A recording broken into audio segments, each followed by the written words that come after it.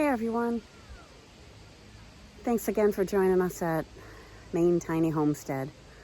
Well, I'm glad we started thinking about seed saving a week or so ago because it's getting real cold now out here. Boy, today's really brisk and cold, relatively speaking. You know, it's in the 60s right now, which in a couple of months will feel very balmy and wonderful if it is still then. But right now it feels kind of chilly because it's been such a hot summer. But I'm glad I started thinking about seed saving, and I identified which plants I want to save from and which plants I want to let go so that I'm ready to save those when those plants die off. So today what I'm going to do is get the tomatoes ready. I'm all done harvesting them from the garden. So I've saved a few in the house that I want to start seed saving. So I'm going to show you those next. But before we go into the house and start looking at the tomatoes, I want to show you how great these beans are doing. And I'm glad I waited and I identified which ones I was going to save them from. Look at how awesome these beans are. I never knew they would get so long and straight and so big like this because, quite honestly, I picked them when they're this size. So if you can see the difference between those two, you know, I never really let them get this big.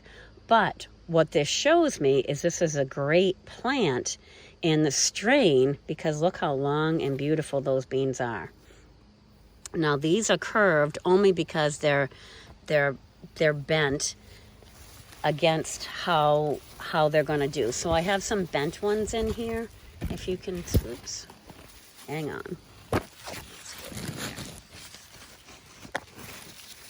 Yeah, you can see a couple of them are bent, but it's only because the way that the plant is leaning and it's leaning up against the ground. So if they were left to fall straight like this, you'd see them straight. And if I come over here to this side, you can see the same thing is happening where these are left. Those are really straight. This I just moved out. It was like this. So that's why that little one is bent. But if left to grow, these are really straight, long beans and very big beans, which is great. So these are good ones to save for next year.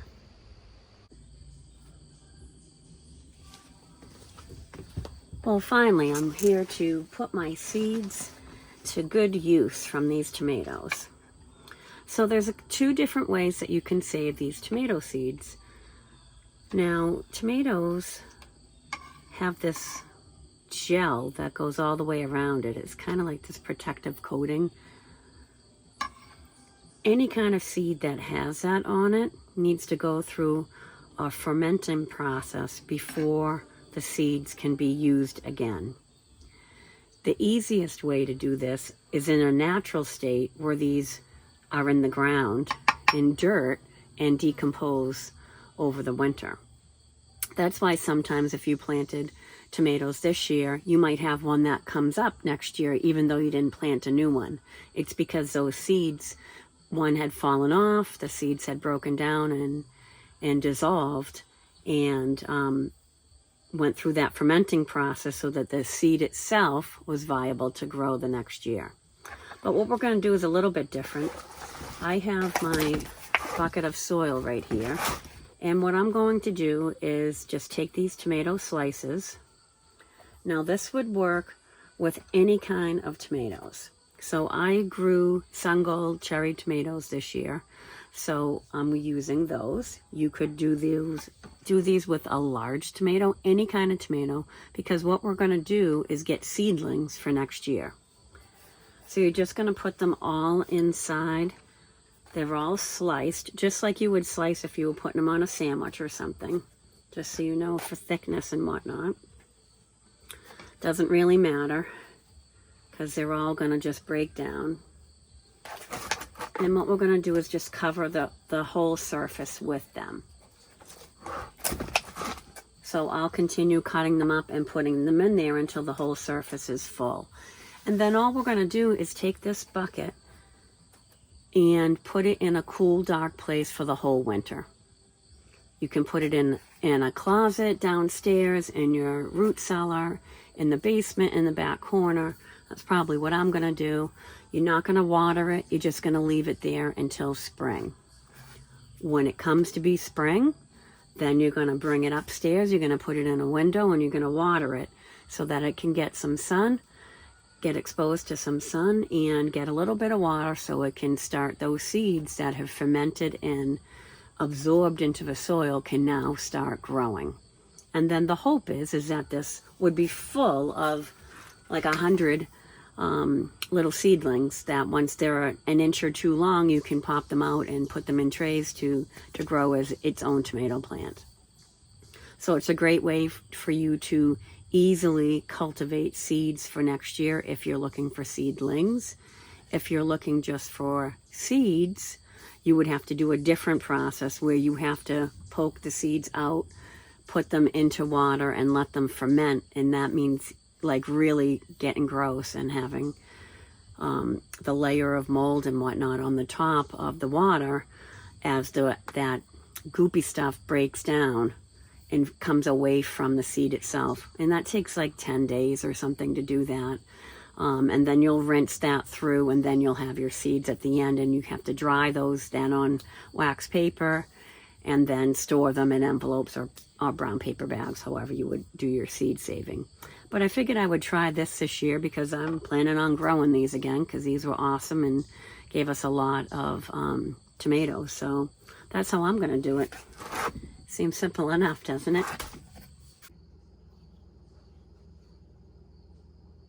Okay, I figured I have a few tomatoes left. I covered the tops of this plant.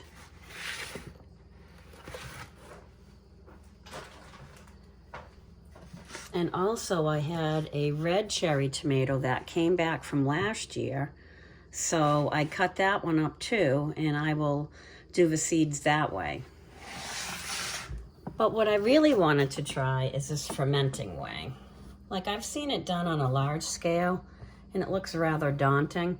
But on this scale, it shouldn't be bad, because I'm only growing tomatoes for myself and maybe a few friends and family, but not for a commercial operation. But what I wanted to show you is just how to do it in case you want to seed for yourself. So I have a small pint jar, mason jar, that I've used here. And what I did is I already did, this is 14 cherry tomatoes. And I'll show you how to do it when I do the other ones, but I just wanted to show you the results because you don't get many seeds. Although it doesn't look like a lot, there'll be a lot of seeds in it. So it's not a lot of solution, if you will. It's barely covering the bottom of this jar. But if you look in there, there's a lot of seeds in there. It's loaded.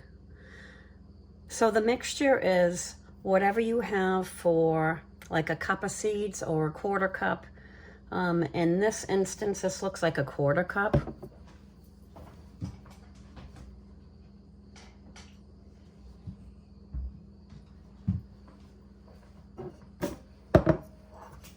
So I got the red cherry tomatoes, and I'm going to show you how we do this. So all you're going to do is take your cherry tomato. I'm going to use a knife with a sharp point on it. I tried with a toothpick and it didn't really work good enough. Although maybe if you had those round cocktail ones, that one might have worked, but this knife worked pretty good. So I'm just putting it in the end, giving it a little twist, and then I'm just going to literally just squeeze all the seeds out. I'm trying to leave the pulp inside of the plant. I don't want that going in there. If a little goes in, that's okay. But really, I'm just looking for seeds. And then I'm going to discard the rest of that. You could cook that down and make tomato sauce if you wanted to save all of those. I mean, I only have a handful left, so I'm going to throw them out to the birds. And you're just squeezing it out. Literally, that's really all there is. It's not that difficult. It's just a little time consuming. And then, of course, you have to let it ferment. So what we're going to do after this is, if this nets out to be a quarter cup of seeds is what it's going to look like. I'm going to put a 1/4 cup of water in it. And then I'm going to leave it uncovered.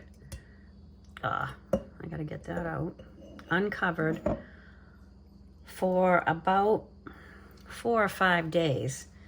And what we're trying to do is have mold form on the top so that you know the fermenting process is working. Once you have mold on the top, you want the mold to stay there for a couple of days. And then once it's there for a good 2 days, then you're going to want to start the straining process. And so we only have this little bit of seed in here. We will add just a little bit more of water. So, you know, you're going to have mold only up to here, right? So then you're going to fill the jar up, swirl it around, break up that mold, and then you're going to want to go through a kitchen sieve 2 or 3 times so that everything breaks away from it and all you have left is the seed. Then you're going to dry that on wax paper for a couple of weeks till the seeds get really, really dry. And then you'll just put them in a paper bag or an envelope and label them, and then you are good to go.